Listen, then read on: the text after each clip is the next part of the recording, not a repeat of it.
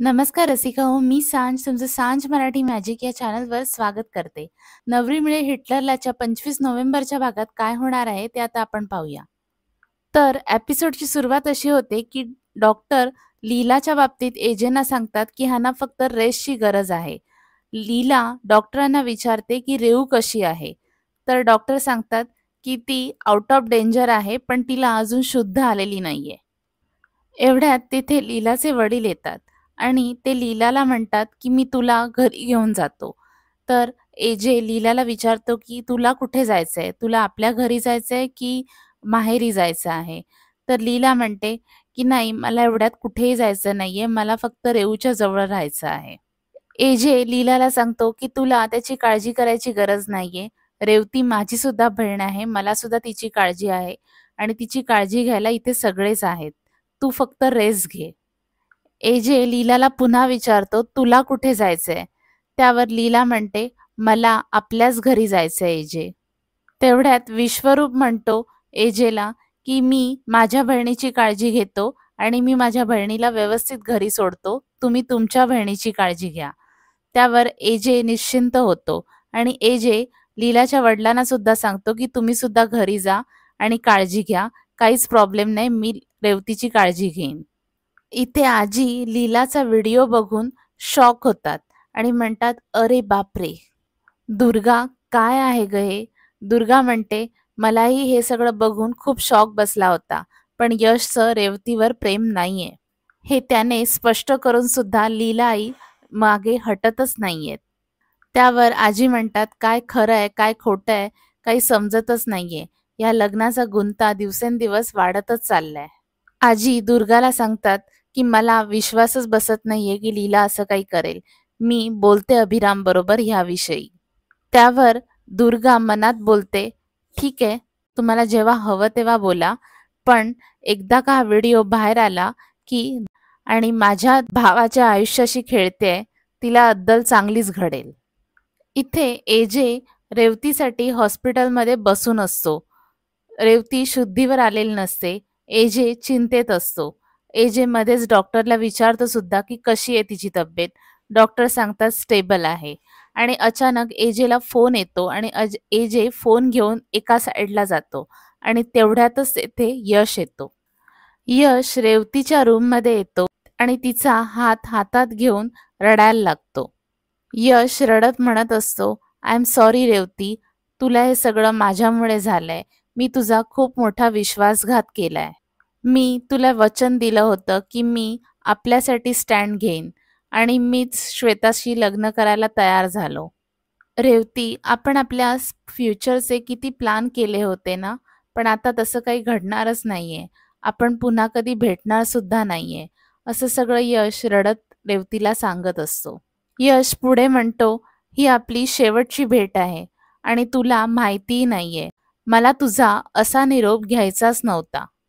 मला तुझी मनापासून माफी मागायची होती, पण आता मला असा चान्स सुद्धा मिळणार नाहीये गं. मला माहिती आहे हे सगळं तुझ्यासाठी खूप शॉकिंग असणार आहे. पण रेवती, मला खूप माफ कर गं. मी खूप चुकलोय. मी खूप चुकलोय. असं म्हणून यश रडत असतो. आणि तेवढ्यात मागून यश अशी हाक येते आणि ती हाक असते एजेची.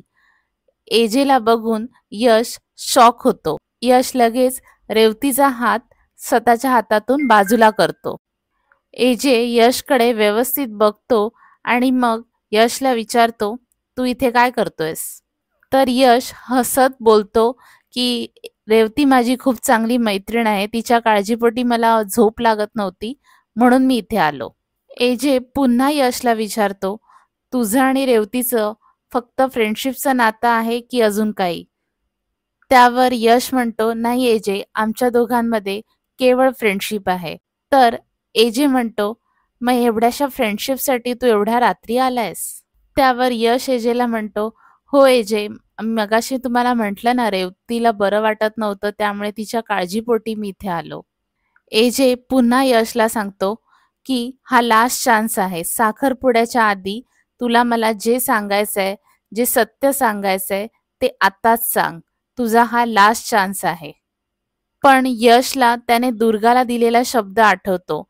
दुर्गाने सांगितलेलं असतं की तुला रेवतीला कायमचं विसरावं लागेल. तू रेवतीला विसरलास तरच मी तिचा खर्च करेन. म्हणून यश पुन्हा एजेला सांगतो की नाही एजे, तसं काही नाहीये, मी निघतो, असे म्हणून यश तिथून निघून जातो. इथे लीला आपल्या सासरी येते आणि सासरी सगळा शुकशुकाट असतो. त्यामुळे लीला विश्वरूपला विचारते की विश्वा दादा, मी घरी येणार आहे, हे तू कोणाला सांगितलं नव्हतंस का? विश्वरूप सुद्धा मनात म्हणतो की लीलाताई एवढ्या हॉस्पिटलमधून आल्या आहेत, तर एवढ्या चांगल्या प्रेमळ माणसाशी या सुना अशा कशा वागू शकतात? आणि विश्वरूप सावरून नेण्यासाठी म्हणतो लीलाला की रात्र झाली आहे ना, म्हणून सगळे झोपले असतील कदाचित. लीला म्हणते की आजी एवढ्या लवकर झोपत नाहीत पण. आणि तेवढ्यात आजी तेथे येतात. आजी विश्वरूपला सांगतात की व्यवस्थित गोळ्या दे, व्यवस्थित काळजी घे, आणि आजी तिथून निघून जायला निघतात. तेवढ्यात लीला आजींना म्हणते, आजी मला तुमच्या पाया तर पडू दे, असं म्हणून लीला आजींच्या पाया पडते आणि त्यांना मिठी मारते. पण आजींचा रिस्पॉन्स खूप थंड असतो. म्हणून लीला आजींना विचारते की आजी काही झालंय का? तर आजी लीलाकडे रागाने बघतात आणि सांगतात, आराम कर जा वर जाऊन, असे म्हणून आजी तिथून निघून जातात. दुसरा दिवस उजाडतो आणि अचानक बंगल्यामधला बझर वाजायला लागतो आणि लीला घाबरून खाली येते. तर बघते तर काय की सगळेच घरातले ड्रॉइंग रूम मध्ये एकत्र झालेले असतात. एजे सुद्धा तिथे असतो. लीला जशी येते तसं एजे तो व्हिडिओ लीला समोर ठेवतो आणि लीलाला विचारतो, काय आहे हे?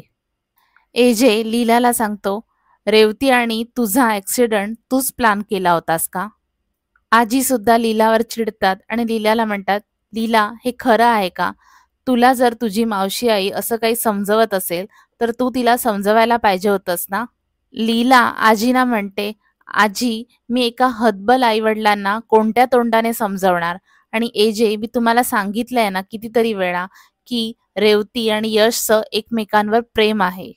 हे माझ्या आईवडिलांना सुद्धा माहिती आहे. त्यावर दुर्गा म्हणते, मग तसं तुम्ही आम्हाला बोलला होता का? हे काय आहे? तर लीला म्हणते, का म्हणजे?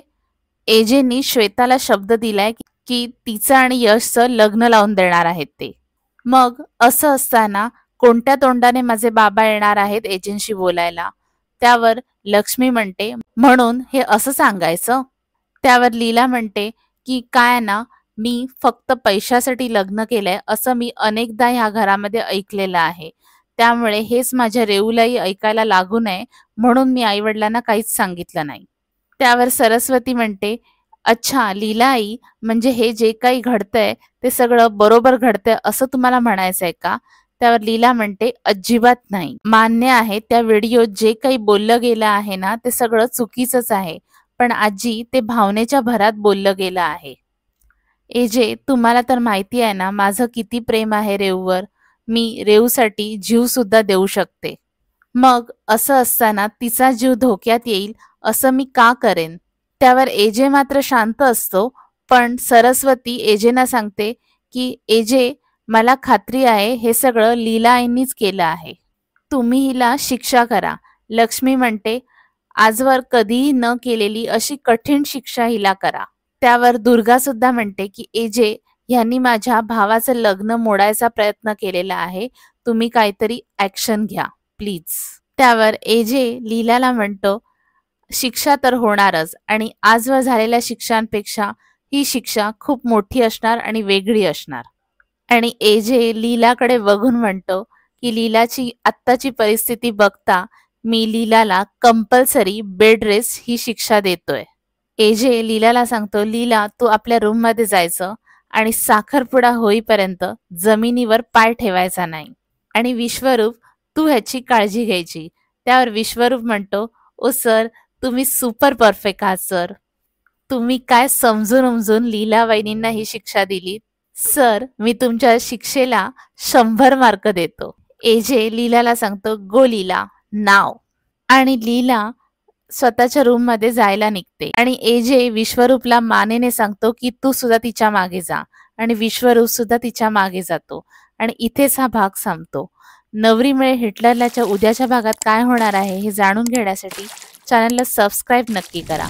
लवकरच भेटूया एका नव्या व्हिडिओमध्ये. तोपर्यंत मी सांज तुमची रजा घेते. Bye bye.